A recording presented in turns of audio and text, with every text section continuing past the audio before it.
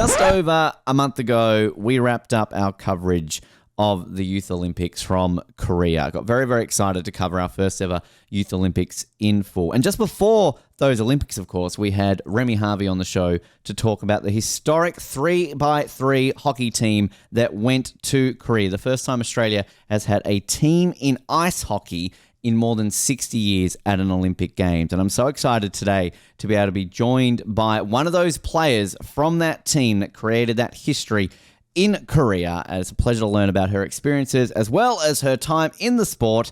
Jasmin Mayor. Jasmin, first of all, welcome off the podium. It's a pleasure to have you. Thank you. Great to be here. I want to say you are creating history today and off the podium. You are officially the youngest guest we have ever had on this show. So first of all, congratulations for creating history today. I'm sure that you can put that on your resume now, Olympian and youngest ever guest on off the podium. But we're obviously recording this only a couple of weeks after you've sort of come back from Korea. I just kind of want to start by straight away. How's the last couple of weeks been coming back from Korea, having experienced a Youth Olympics? Bit busy. It's still a bit surreal because as much as I've left Korea, the Olympics is still kind of with me in the way that I still have all the memories and the aftermath of it, such as interviews like this all going on, that it carries on from Korea. It doesn't end there. It just keeps on going.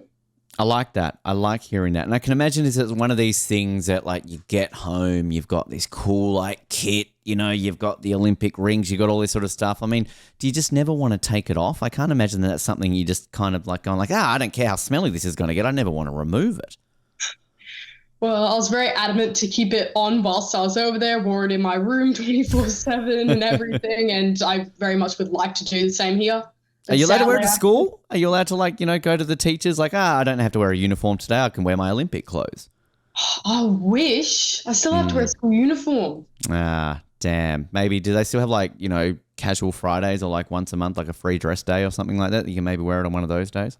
Maybe once every 2 months. Yeah. Hey, why not? I'm sure you can show that off there. But again, we're obviously very passionate about the Olympics on this show, Jasmin, so we always love hearing that it's sort of sticking with you and everything. Because I always have this question that I ask our guests, like, growing up, did you ever have aspirations to be an Olympian or things like that? I mean, you're only 14, you're still growing up and you've achieved an Olympic. So I can't even ask that question today. But I guess before you were 14, when you were sort of younger, were you watching the Olympics? Did you sort of watch these and go like, hey, that would be cool to be able to achieve or go to an Olympics one day?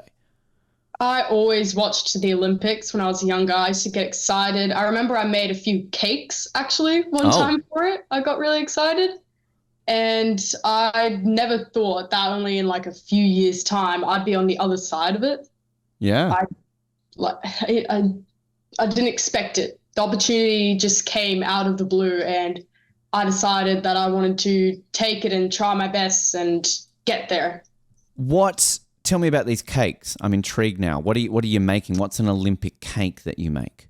Just a cake decorated with the Olympic rings and a few sports on it. Nice. And is this winter, summer, a bit of both? Like you kind of change it up every couple of years? Yeah, a bit of both.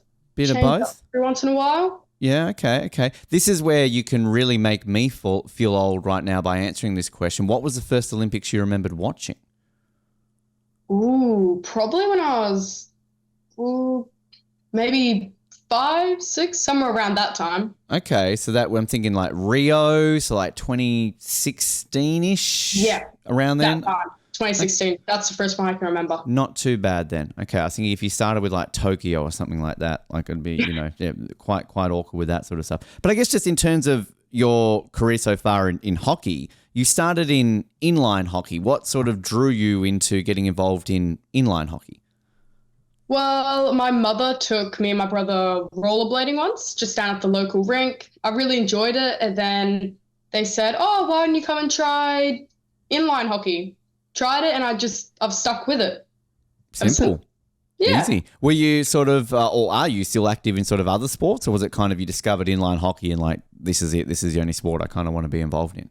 I've done dancing before, but sadly inline had to take the stage on that one, kind of push it away because I needed more time to like do inline. Mm-hmm. And then I did netball recently, but sadly ice hockey did the same thing, made it have to sit in the corner a bit.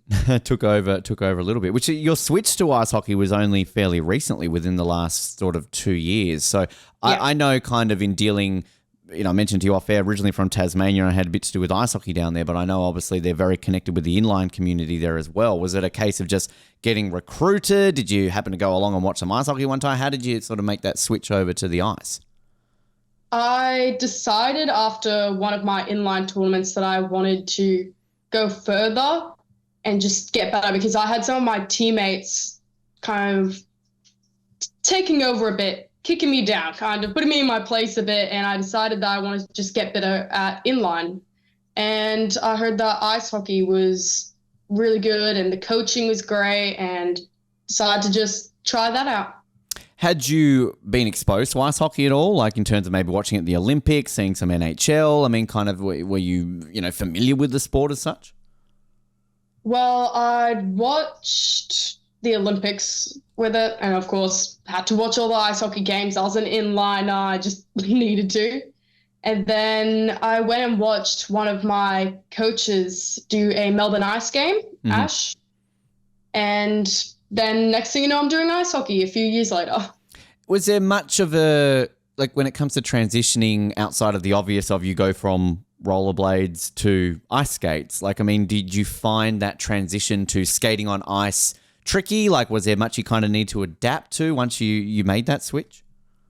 Very tricky. I skated differently to others. I couldn't stop right on a couple of my edges. I remember my first ice training session I went, we had the little under nines playing with us at the same time. And we were just playing like a puck game where you had to skate around with the puck and like keep it away from others. And I remember falling over and having one of the little kids who looked like he was like 5 come up to me and pat me on the head and take my puck away. Wow, welcome to ice hockey.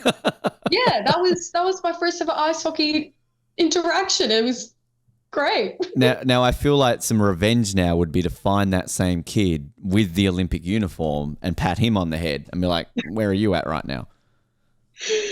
Oh, no, I'll be nice. He's a pretty nice kid. All right. Okay. Just, don't take our advice. That's fine. Which, I mean, because it's obviously a much faster game, bit more physical, I'm guessing, as well in terms of, I mean, what's your mum, what's your parents thinking? Like all of a sudden you go like, I want ice hockey. And they might have this vision of sort of seeing it on TV and kind of, the rough and tumble that is ice hockey. Well, my mother actually was the one to bring up ice hockey to me and said, why don't you try this out? And I've always been pretty physical when it comes to inline. So I think my mother and father are kind of just like, she can handle it. She's got this. Why not? Which, because it's also like, is it a case of like when you're sort of talking to your friends at school and you're sort of explaining that you're doing ice hockey? Because again, it's not, the number one sport in Australia. It's obviously a bit of a fringe sport. But what are sort of people thinking when you're all of a sudden like, hey, I'm ice hockey. Let's come watch me down at the rink. Well, they always ask me, have you ever gotten into fights? So the stereotypes for ice hockey are pretty strong from where I come from. Yep. But I guess I normally shock people when I say I play with boys. They always get very shocked by that. But I think that the NHL has kind of like brainwashed everyone a tiny bit, but, it's different. Yeah, I mean, that's a good point with that. And I also think too, given that I really got into the sport, again, to show my age, is obviously like with the movie The Mighty Ducks when that came out, I was of that age where that kind of got me into the sport. But I mean, do you kind of like when you get into it, do you watch something like The Mighty Ducks? Is that kind of something that, you can sort of pick up and almost have a bit of a laugh at now, given that it's a bit of an old movie now, compared to when I was your age? Obviously, it was a fairly new movie.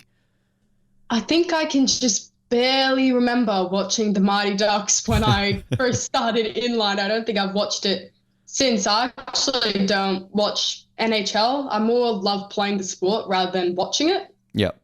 Yeah. Which also then sort of the local scene, you touch on the Melbourne Ice, and obviously I know you're obviously involved in the Melbourne Ice and the women's side of that too. How have you found sort of playing along with sort of those girls? Obviously, a few of them are probably quite a bit older than you too, Jasmine, but I mean, does that sort of help, say, compared to like when you're playing with the boys instead? Like you can look up to these girls a little bit more, and obviously with that side of things, it's expanding a lot more in the country. Well, yeah, I look up to those girls a lot because ice hockey can get rough, but those girls are even rougher. They are just as physical as the boys, go just as hard as, and it's a privilege to get to play with them too. Which also I should add, I mean, I often sometimes will, decide what I'm going to wear for one of these interviews, Jasmine. I try to like team it with the theme a little bit to, like if I'm interviewing someone from ice hockey, I've got plenty of ice hockey clothes. I was going to wear my Melbourne Mustangs jersey, but I thought that might be a little bit offensive on this interview. So I didn't want to start off on a bad foot there. So, I know the rivalry that happens. We're good. All right. Okay. I'll sort of bring that up. So I guess when you make that transition to ice, and then in less than 2 years, you're obviously on a plane to a Youth Olympics to represent Australia. I mean, could you have imagined sort of a quick transition to adapt to that so quickly that you would be up for selection for a Youth Olympics team? I didn't think I was old enough for Youth Olympics. Some part of me, I didn't think that ice hockey, like Australia, would be an ice hockey team in the Youth Olympics.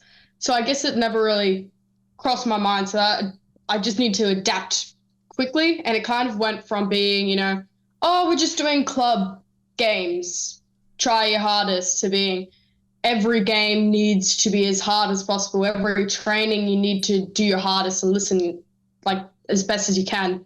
You need to go for the second effort and do stuff outside of that. Take skating sessions. That's what I did to get better with my edge work, because of course I'm an inliner, not that good of a skater. So it happened quickly, and it happened so quickly that I didn't almost have time to adapt. I was still adapting when I got over there, but then I realized it was more about just having fun and enjoying it.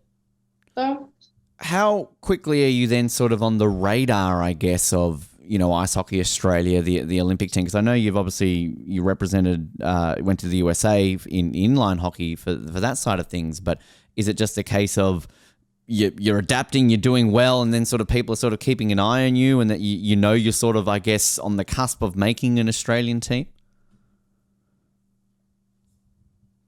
Well, I didn't know that they were watching me until I got invited to the camp. Really? So wow. It definitely wasn't. Yeah.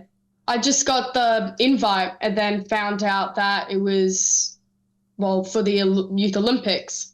So it almost flicked to my mind that people are watching me, and it's made me way more aware. I know that every single game is being watched by different people who are like a part of different teams who could get me to do different tournaments and different games. And it's every single game is almost a tryout in a way.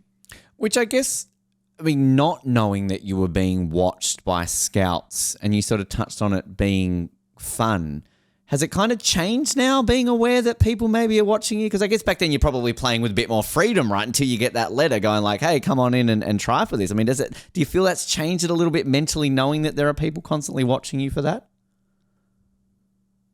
Maybe I just take it a bit more seriously in a way, that I'm just a bit more, as I said, aware. But I don't think it's really changed my attitude or how hard I try, because I try my hardest in every game.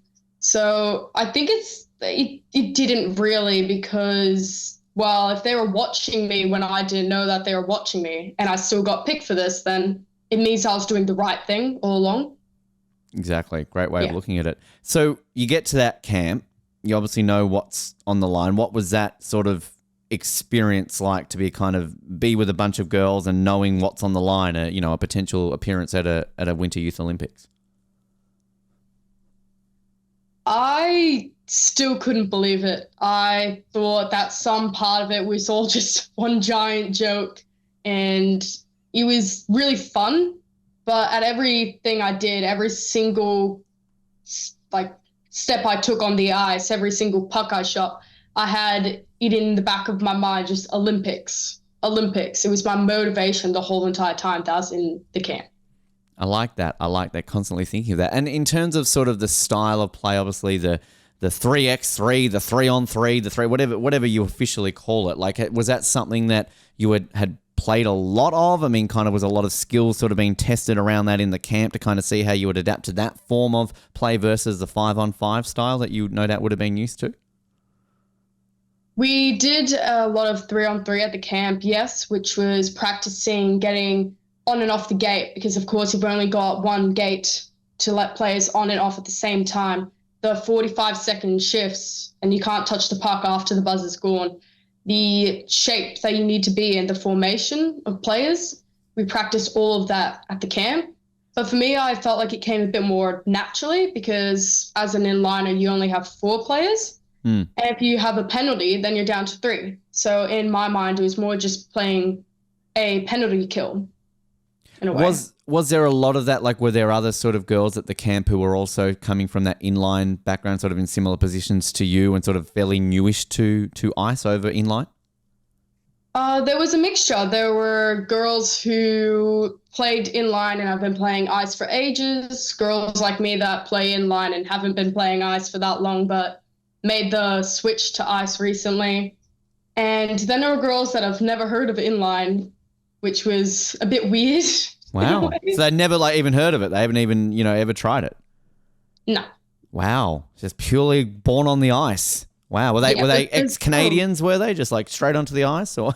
Yeah, there was a few Canadians that they have been skating since they were just born, I swear. Born with skates on their feet, basically. Yeah. Wow, that's crazy. Which, that makes it, all the more unique when you're sort of trying that because you're meeting new people, you're adapting to it. I mean, a lot of these girls obviously go on to be your teammates. So I guess it's that's part of the learning experience and I'm sure what the scouts and the coaches are looking at, seeing how you adapt to the play, but also with different players and kind of how that's going to translate onto the ice, right? Yeah. Well, for me, lots of the players that I went there with from my state that I knew of are players that I actually really admired and thought, I want to be like them. I want to play like them. I want to go as hard as them when I was just playing against them in my club games. And next thing you know, I'm trying out for the same team as them. It was very just mind-blowing. You touched on that. You go into that with Olympics on the mind. You're thinking Olympics, Olympics, Olympics. When you got that nod, when they said, Jasmin, you're going to Korea. I mean, do you remember what that feeling was like and how you took that news? I started crying, actually. I was very, very excited because I'd put lots of time and effort into learning how to skate better, into learning how to shoot better. I just put lots of time. I'd gone on camps. I'd done a lot, and to just have that relief of knowing that it all was worth it, it made me cry. I was so happy. And then it was just surreal for the rest of the day. I was walking on air. And it's all still on the mind, as you said. I mean, was your mum there? Were your family there? Or was it straight onto the phone to be like, yeah, I'm going to the Olympics?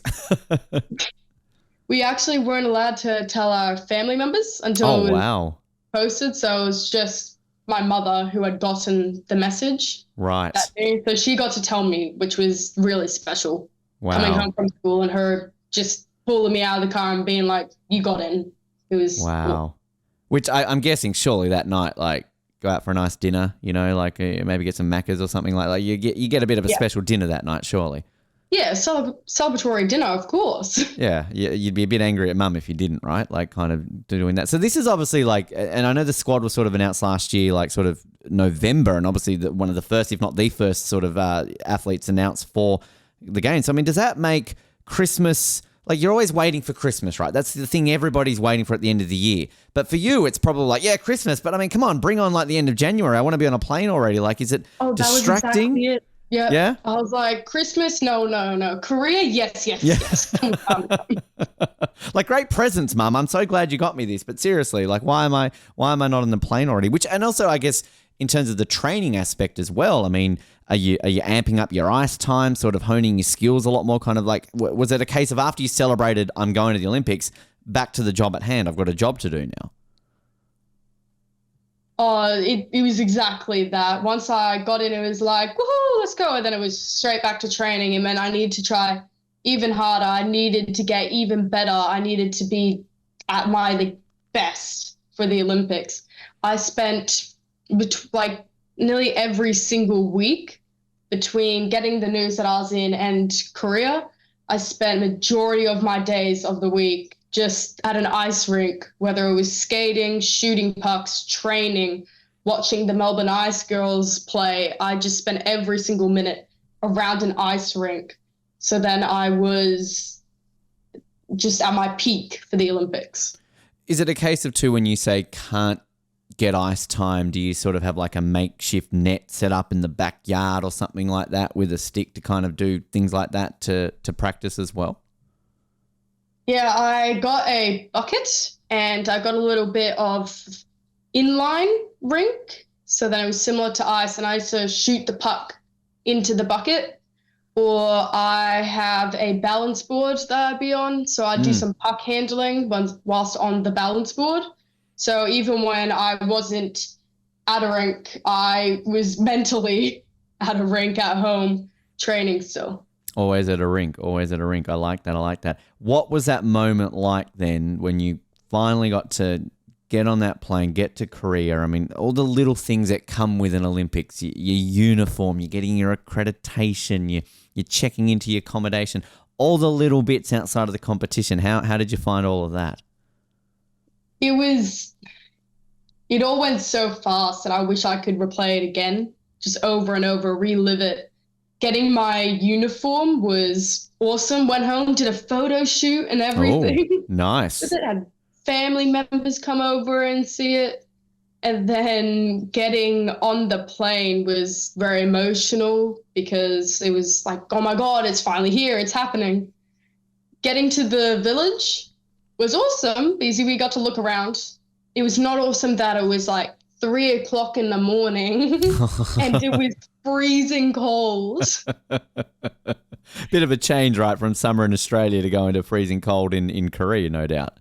Yeah, all of us were sitting on the plane with trackies on that we needed to wear whilst we were over there, just sweating, being like, oh my God. And then the second we got off in Korea, we were like, oh my God, it's so cold. Put the jackets on, put the jackets on. Which, I mean, it must be just that unique feeling of the buzz and the excitement and everything, but then obviously that sort of shock hit you. How far away did you arrive? Was this sort of like a day or two like before the opening ceremony? Had you arrived like a week before? Sort of like how much time did you have to adapt to those conditions? I believe we got there. We had 5 days of the tournament, opening ceremony. We got there nearly a week early. Right. Okay. So we had a lot of time to go around and see the village and talk to other countries. And then we had the under 18 girls who played over in Spain. They arrived the next day. So then we kind of gave them a tour and showed them everything.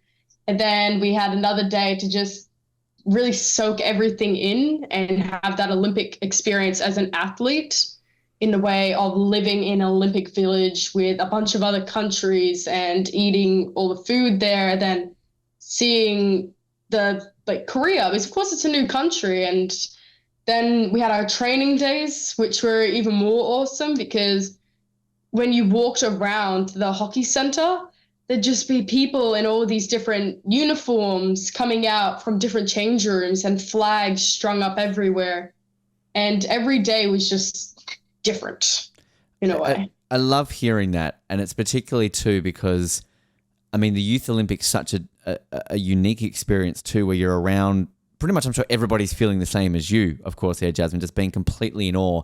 And also like when you're bumping shoulders, no doubt, with other countries which are similar to Australia, where like winter's obviously a bit of a new thing to them as well. So kind of having all this sort of stuff. And it's just, I love sort of hearing that. Can you take us through the food hall at a Youth Olympics? Because it's not something that we really touch on too much on this show when we're sort of talking to people outside who are sort of going to the, you know, I guess we say regular Olympics outside of a Youth Olympics. But I mean, is it sort of a lot more regulated given that you're sort of younger, or is it kind of like free for all? There's like, you know, your great takeaway, your great Korean, like, I mean, kind of what's a food hall like at a Youth Olympic village?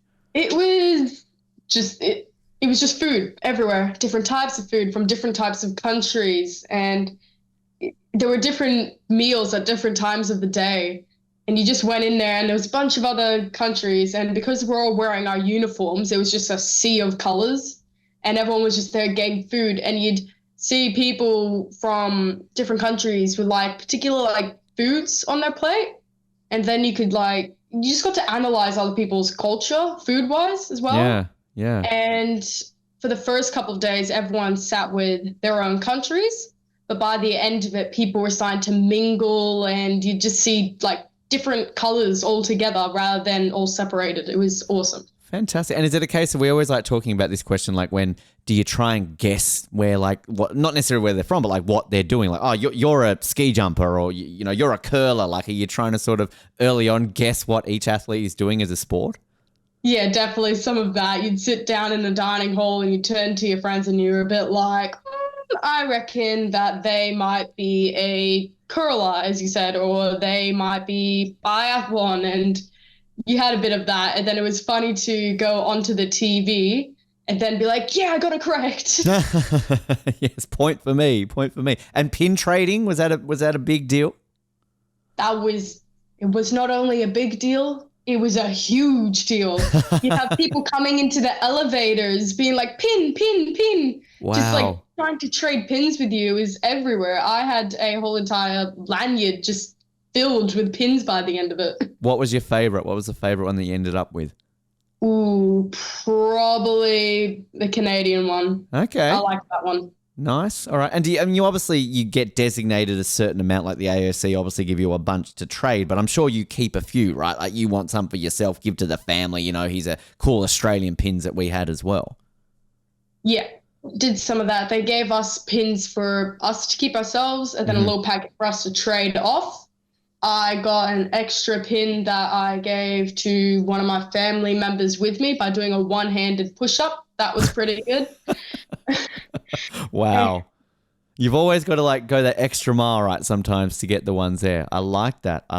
Very smart. The tournament itself, now we were glued to it during it because, like, you know, it was sort of, it came down to the fact that we have a team for Australia, like coming into the Olympics, as I said at the top, for the first time in more than 60 years. But just particularly the way you guys started off, obviously with a handy 6-1 win over the Dutch. It was like, oh, here we go. This is on. Like, we're here to show the world what we're at. I mean, take us through that first game because you get a bit of an injury in that game, Jasmin. So tell us what happened with there. But what was that experience like to start things off with a win? Oh, it was amazing. Going into the change room, everyone just, you'd walk through the hallway and everyone's pretty silent and each other were like, you'd say good job to each other. Other countries that were going past to go to different change rooms, you'd fist bump with them. And then you step into the change room and everyone just starts screaming and cheering and hugging each other and throwing water at each other and just having an absolute ball, because to start a tournament, especially the Youth Olympics, off with a win, it was incredible. And we have our team song that we all sing. Which is, so can you tell us what your team song is? Love Story by Taylor Swift. It's got to say, it's got to be I know Remy sort of mentioned when we were talking a little bit about the songs that Taylor was on the agenda there. So always on the agenda. Bumped out. I mean, do you have tickets? Are you seeing her like at in a couple of weeks or? No. I reckon got to focus back on school, I reckon now. Oh, okay. All right. I was going to say it wasn't a perk of the job. Like, you didn't come back as this, youth Olympian and you just get free tickets to Tay-Tay at all. So no, not quite. No. No, can't flash that. But I mean, yourself, so you injured your hand. So tell us what happened with that. Oh, one of the other players on the Netherlands team, whilst we were just having a bit of like a tussle on the boards, just hit my hand a bit awkwardly. So coming off the physio, Steph, she told me to take it easy and stuff, and she wanted to look at it after the game because I was fine. But that kind of all went out the window when Tay-Tay started playing. She heals all wounds, apparently. Which, I mean, what's going through your mind when you see it? I mean, it's the first game. You've gone through all of this, like, lead up, and you're excited you're there, and then you sort of get, like, hurt. I'm sure you're probably going like, no, I'm fine. Like, put me on. Like, I'm good. Give me the Tay-Tay. Get me some pumped up. Like, I want to get back on the ice, coach. Come on, Remy. Put me on. Yeah, I've always had that mentality of if you get a little hurt, like, you get a bit of a bruise, it's a bruise. It heals, but you'll never have that opportunity again. And that's why I just went, it's just an injury. You can keep on going. It's just a tiny bit, because I knew that in the long run, if I was to make a big deal out of it and be like, oh no, it's injured, I need to leave, I was going to miss an amazing opportunity. So to keep going. And it's a really great point you make with that, because you really won't have another, because like you can basically only go to one Youth Olympics, like, because you will basically be too old come 2028. Yeah. So that's kind of like it really is kind of this is it. This is the one time you'll get to go to a Youth Olympics. So I love that mentality. I mean, was that mood after that win? Because I know we talked to Remy a little bit about like, how do you scope the opposition? Like kind of, it's sort of a newer form of hockey. Obviously, maybe you're aware of who the teams to beat and everything along those lines. But I mean, you beat the Dutch. We talked a lot on this show about Dutch and skates generally is a good combination. So go Australia, we beat the Dutch on skates. We're going to take that. Do you then sort of look ahead and go, South Korea, easy. We beat the Dutch. We can keep going? Or was there a little bit more to it going like, this might be a bit more of a difficult game? We had a saying in the change room, and it was called goldfish mentality. So yes, we got to win, or yes, we lost this game, but you put it behind you and you focus on the next game. So if you took a terrible loss, you stuffed up in a game, you let it boil in your belly for a minute. You kind of get a little bit angry about it. That's good. Self-reflecting is good. But then you forget about it and you go into the next game just as hyped as you were for the last. Treat it like you just came off from a giant win. You just need to be happy and ready to go and focused for each game. I like that mentality, because obviously that win against the Dutch is on one day, but then your next two games are in the same day. So you have the Korea game, and then you got to back that up, what about like 6-7 hours later when you're up against Italy. So is it almost a case of putting that result from South Korea, as you're saying, that mentality, and using that as a bit of momentum, like to try and go into the next game, given you've already played that day, if that makes sense? It was a bit like that, yes. It was, sadly, we lost. Oh, well, let's win the next one. We've got the next one. Tara, our captain, was amazing. In the change rooms before the games, she'll come up and be like, are you ready? And hype us up a bit. It was all just about trying to get everyone to be in the mood for an amazing game. Because, of course, if you're thinking about a loss, then you're going to have another loss. You're just upset. You're sluggish. You're not focused. Whilst if you're hyped up and you're pumped and you're confident in the way you play, you're going to have an amazing game. What can you do in that period? Once the final whistle goes against that game against South Korea and you've got a couple of hours to prep for the next one, is it a case of what you're saying, kind of staying in that zone, maybe go get a quick bite to eat, or do you really kind of still need to stick around the rink, do a bit of couple of drills or something to sort of remain ice ready? Like what do you do in that couple of hours before the next game? We would do cool down, of course, and then we'll go back and we'll get lunch, get carbs in, get ready for the next game, have fuel for the next game. And then we'll do recovery. We also analyzed our last game and would show things that we're good at and we did well and that we need to bring into the next game, or things that we need to improve on as well. So then we were ready and prepared for the next game. The next game against Italy, you get a bit of a knock, I believe. Get some concussion that ruled you out for the rest of the tournament, sadly. Again, tell us what happened. Do you remember it, Jasmin? If I'm asking you this, like, was a concussion that bad that you don't remember kind of what happened? What happened against Italy? Well, the game was going awesome. Of course, we were doing really well. Italy is a very fierce team, very physical team, but so was Australia. It was great. Then I got a little bit of a head injury, sadly. I can remember it, yes, but almost like a stop, like motion video, kind of like snippets of it. It's a bit amusing to play back in my head because it's like, oh, I've got the puck. I can shoot it. Wait, there's someone at my feet. Oh, wait, I'm in the boards. Oh, no. and scene. Yeah. That's the tournament. Which, I mean, obviously, similar question to what I said about the first game when you get that injury. To be ruled out, concussion's obviously such a, finicky injury. You always obviously want to play it safe with everything along those lines. And obviously for you to not play the rest of the tournament was done, no doubt, with your own safety and future in mind. But do you have moments where you're like, what are you talking about? I'm fine. Put me on against Hungary. Going against sort of that and thinking what are you talking about? I don't need to miss the rest of this tournament. That was 110% my mentality there. I actually remember sitting on the bench and I had the physio who was there with me, Steph, absolutely lovely. She was telling me about how I was like, oh, no, I'm fine. Let me back on. And I was acting weird. My eyes were acting weird. I was looking up at the lights on the ceiling and be like, oh no, way too bright, and coming back down and then being like, I'm fine, put me back on. And then the period ended, and mind you, I had my injury in the second period. I was like, oh, can I at least go and shake hands with everyone now? I'd totally forgotten which period it was. So that's where they're probably going, yeah, Jasmin, you're not okay. That's exactly that. I think that was exactly what she said. I'd be like, I'm okay, I'm fine. And she was like, Jasmin, you're not okay. Yep. You're in Korea. It's only period 2. Not quite there. So was it sort of a case where you monitored for the rest of the tournament? Was there any sort of chance or hope that you might be able to play again? No, sadly, that we went back. Of course, I got taken off, fully off the rink, returned back to the change rooms in a very ungraceful way, mind you. I was carried by the arms. But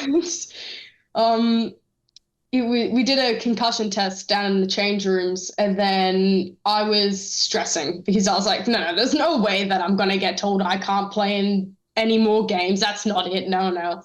But of course, I was still scared, but it was almost that thing of there's no way.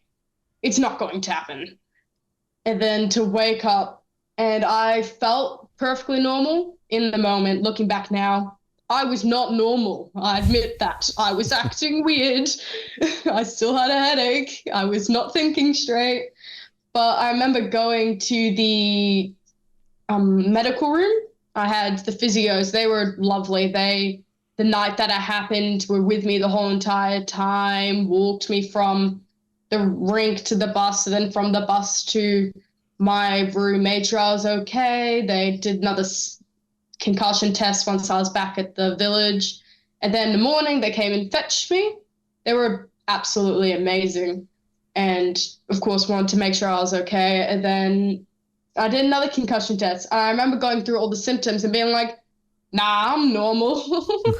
And just being like, I don't think I have any of these. And then next thing you know, Danielle, the doctor, turns to me and is like, yeah, you're concussed. And looking back now is probably very funny now in a way, because I was not okay. I felt perfectly normal, but I was not okay.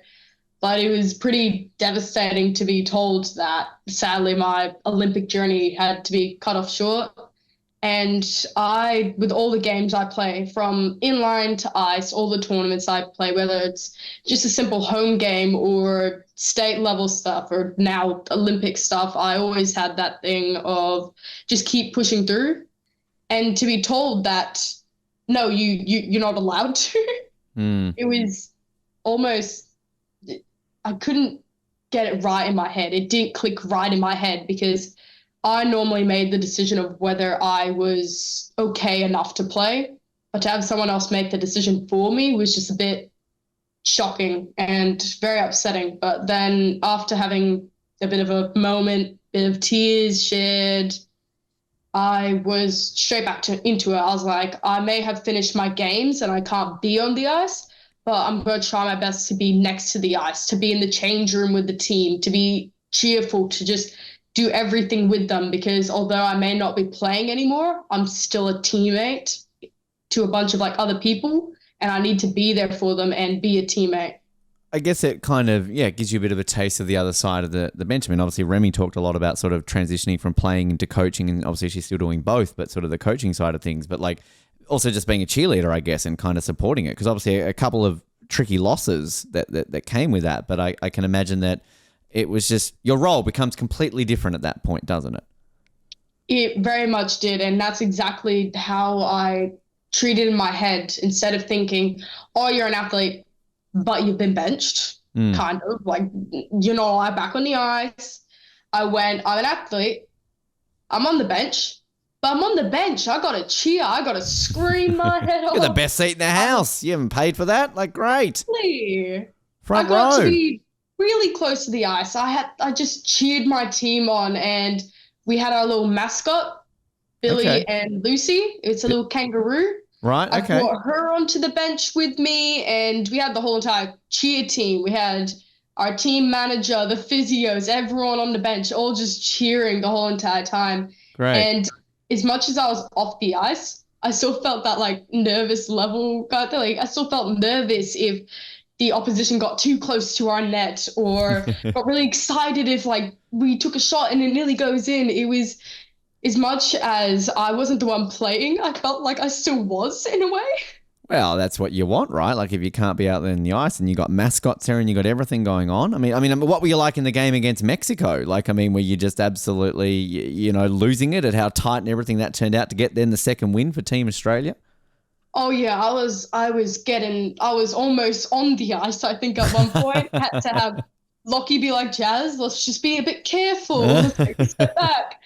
I was screaming so much, and I remember at the end of the game, all my teammates were all in front of the net and cheering their heads off, hugging our goalies, just being so excited.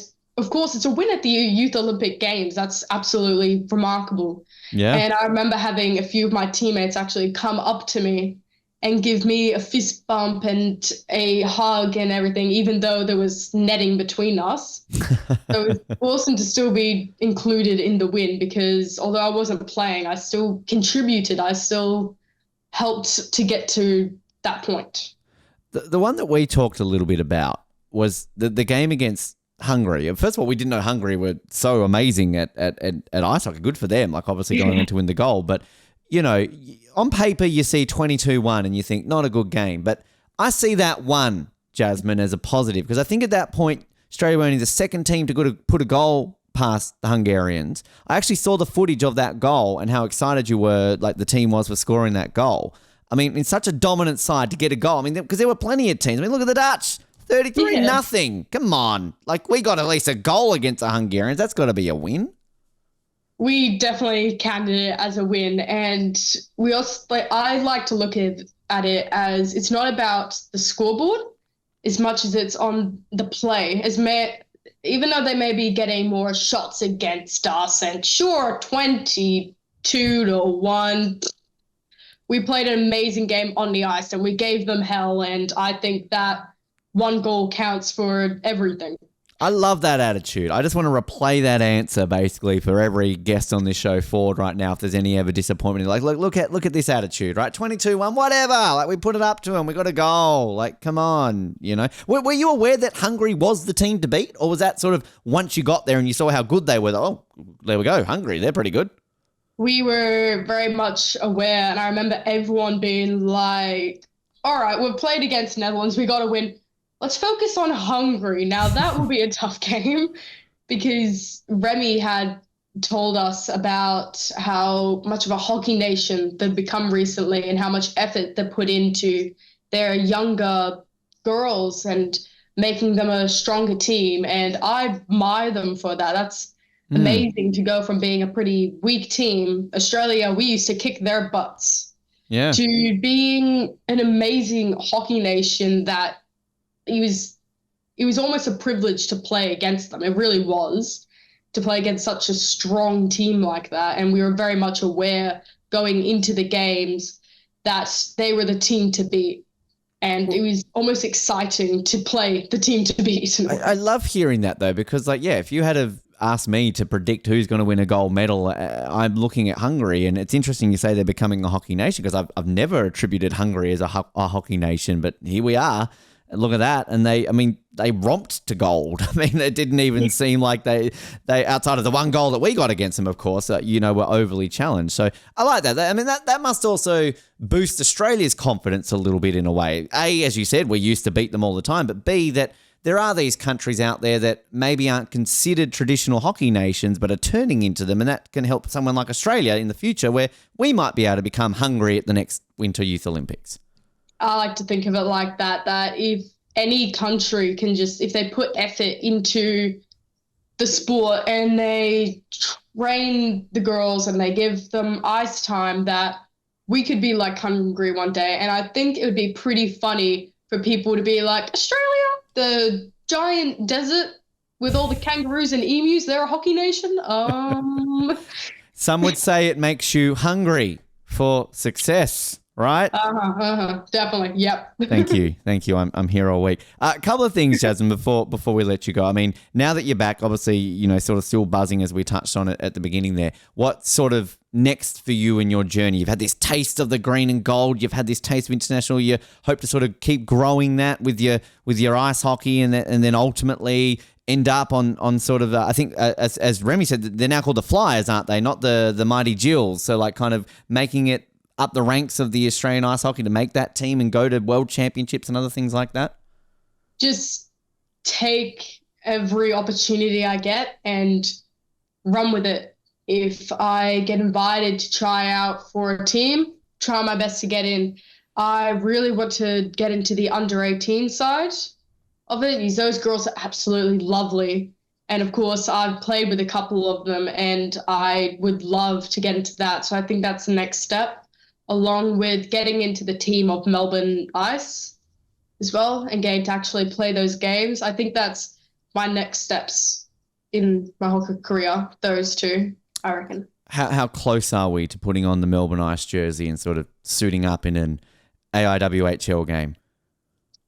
I don't know, but I'd like to hope that it's not too far away, and I'm looking forward to finally being able to put on that jersey with with Mayor on the back and my number and getting to play alongside those girls. It's really special for me because I actually have a cap in my room that's got all of their signatures on it. Oh, wow. From when I went and watched them. So it's amazing going from being a fan and getting signatures from them to be able to train alongside them. And I just can't wait for the day that I get to play alongside them. So close. I mean, and the Ice House is such a great facility too. So, I mean, that must be pretty special to be able to go out there and kind of train amongst, in those facilities, of course.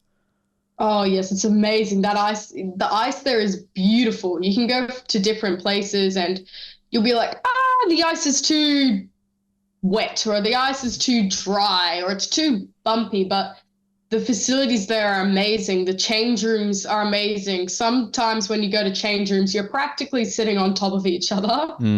But it's great to have that as my home rink. And I'm very happy with where I'm playing and the clubs I'm playing in. And it's almost like really, I still get excited. It's like a little kid on Christmas each time I see the Olympic symbol outside of it. And I get to just look at that and then look at the ice and be like, I play here. I play on an Olympic rink. And it's even more exciting now to be like, I'm here. I play on an Olympic rink and I'm an Olympian. Yeah, wear the uniform, as I said. Just don't take it off. Just keep it on there. Did you get a chance to check out many other sports when you were there in Korea as well? Not really, but we got to watch it on TV and we got to talk to the athletes. I remember on the bus back to the airport when we were going home, we spent the bus ride back with a Norwegian speed skater, I'm pretty sure. And he was awesome and he'd won a medal. So he showed us the medal and everything. And wow. It was awesome. We got to not only watch all these different sports, but we also got to meet the athletes too. Yeah, and see a medal and see all that kind of fun stuff. And I think you touched on the opening ceremony. Did you get to do the opening, the closing, kind of either of them or both of them? Got to do the opening ceremony. It was amazing. I was the first Australian to walk out. Oh, So wow. that was Nice. great. I only got to do that though because I was the shortest. So I couldn't have people in front of me. I need to be seen. I was tiny. Waving But at home, like, there you go. Like, hi, fam. yeah, I was doing that with my little flag, Yeah. waving it like crazy. And then it was, once again, I just wish I could relive that moment walking out and just seeing all these people and being like, these people are here to watch me, to see me. And it, I still can't fathom just that moment, really. We And really then, enjoyed the opening ceremony too. We've become quite critical of Olympic opening ceremonies in the last sort of last couple of cycles, but we think the Youth Olympics do it better than sort of the regular Olympics, particularly the last couple of opening ceremonies. So you were at a good one, I say. oh, it was amazing. I actually got really good seating. I was up the front row. I had a little staircase beside me that went Oh, down underneath the stage. yeah. And we had people coming up from there right beside me, and it was awesome. Best seat in the house, I've got to say. If you're Yeah. at the Youth Olympics in Gangwon, Korea, get that spot. Get Trust that me, you're gonna spot. want to. You're Yeah. gonna want it. Didn't get a chance to sneak in the Thomas Bach selfie when he was kind of getting the selfie up there on the stage. Oh no, I don't think so. No, he loves his selfies apparently, Thomas. Yeah. One thing I actually wanted to ask you too, we spoke to Remy about sort of her coaching style, and she was talking about getting all of you to have a spirit animal, kind of like an animal that you connected with. What's your animal, Jasmine? I'm a bunny rabbit. Ah, bunny rabbit. Nice. Why the bunny? What gets you the connected with the bunny rabbit? Well, I'm small, of course. I'm very jumpy, and I like to think that I'm fast and just I dart between everyone on the ice. And rabbits are a pest, and I like to think that I'm a bit of a pest on the ice. So that worked out. That's a great explanation. I like that sort of pest nature. How did you find like having Remy as coach? Kind of how was she during that whole period? Oh, Remy was awesome. Remy was she's always so happy and fun, and she's a brilliant coach, and she explains everything in a way that you can understand it. And if you don't, she's just so friendly. You can go to her. And I almost like to think of her as a bit of a teammate more than a coach. She's still so young as well. Like, you're still very young, right? Yeah. He also just took photos with us and would have fun with us and talked about stuff. And we used to have we have a rule. It's called Remy didn't take a selfie, it didn't happen. So it was great because each time we had like a photo taken would be a very formal photo. We'd just have Remy pop in and be like, selfie time. Well, I'm telling you, that's a great way of saying that, because did she take a selfie during the Hungary match? Because then that game didn't happen. Hey? Exactly. You didn't take a selfie. Doesn't count. Sorry, Hungary. It doesn't count towards your gold medal. Simple as that. That's the rule. It's the rule. You can't break the rule, right? Did you get a selfie with Moon Chow, the mascot? Because I know she did. She sent us a picture of her with the mascot. I'm pretty sure there's a few photos going around of me with the mascot because we had lots of mascots walking around the village. And every once in a while we'd just go up and we couldn't tell if it was the same person from yesterday or if it was a different person, but we were just like, photo, please. Why not? There it is. Great thing. And obviously, I believe your mum went too, so I mean, sort of experiencing that with your family over there. What was that like?